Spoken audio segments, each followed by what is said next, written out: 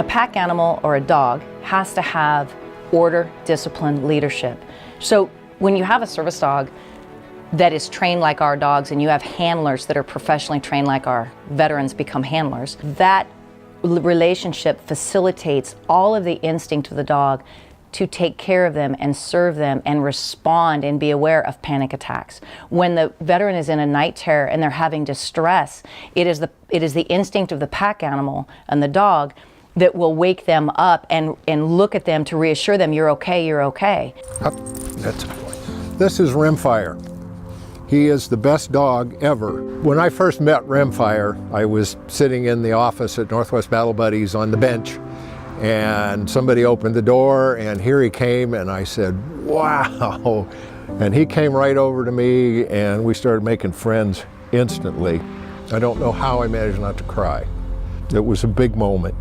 Shannon Walker is an artist in understanding and working with and training a dog, and in training a handler to work a dog successfully. One of the things that separates Northwest Battle Buddies from all other service dog organizations is the amount of hours and months that we spend training our dogs and our handlers to be able to navigate life with excellence. We train in the malls, we train in the airports, we train in churches, we train in grocery stores, we train in movie theaters and restaurants, public transportation, anywhere that our veterans may need to go with their service dog. When we train in the malls, we look for specific instances of crowds. We also train going on the escalators and off the escalators, making sure that as they encounter the public, that our dogs are always welcome no matter where they go. When we train on the stairs, we also want to make sure that that dog is controlled, especially if you have public coming down, even with small children, that those dogs are moved out of the way as they ascend or descend on the stairs. One thing that's really important is our dogs are social, and that it is proven, especially when we allow children to come up and love and pet on our dogs.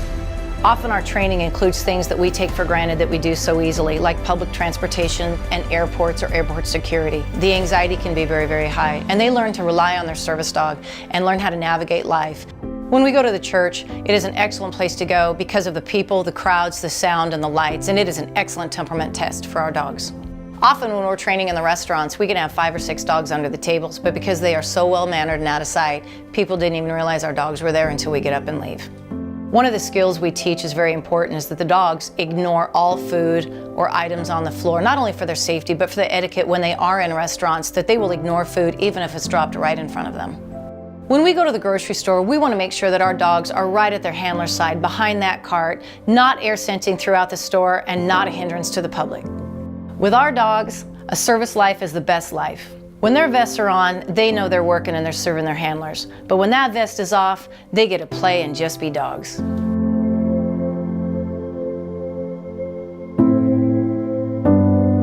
She knows me better than I know myself. She knows when I'm sick. She knows what my mood is. New Year's Eve, when the clock struck midnight, I was in a deep sleep. Fireworks went off. I found myself over in the Middle East. What does she do? She gets on the bed and gets right on me. She basically pulls my attention onto her. The first thing I noticed was just like getting me out of my comfort zone. He helped me like get myself out there in the first place, and then it starts to become easier.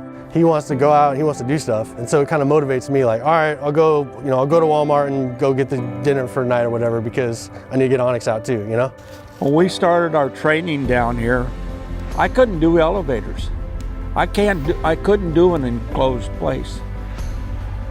And Haas helped me, and Northwest Battle Buddies got me through it. With Haas, I can do elevators now. He's next to me wherever I go. If I'm sitting there at the house and I get upset about something, he'll come up and take his nose and start smacking me underneath my arm. Okay, it's time to straighten up. First day in, they introduce you, and so he came in and he just jumped on my lap, and he had a smile on his face, and it was good.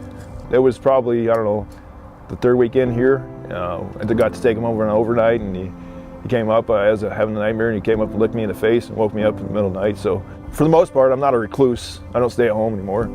I go out. So I'm able to do things more than I used to do. So the day I met Cadence, I was actually having a really bad anxiety that day, and they brought her in and she immediately went in my lap. I just felt complete at ease then at that time. I just knew from that day that my life was changed. I sleep now, I can go in crowds, I can enjoy time with my daughter out, like we're planning a trip to Disney World in the fall, and I know I wouldn't be able to do it without her, without Cadence with me. There's no way.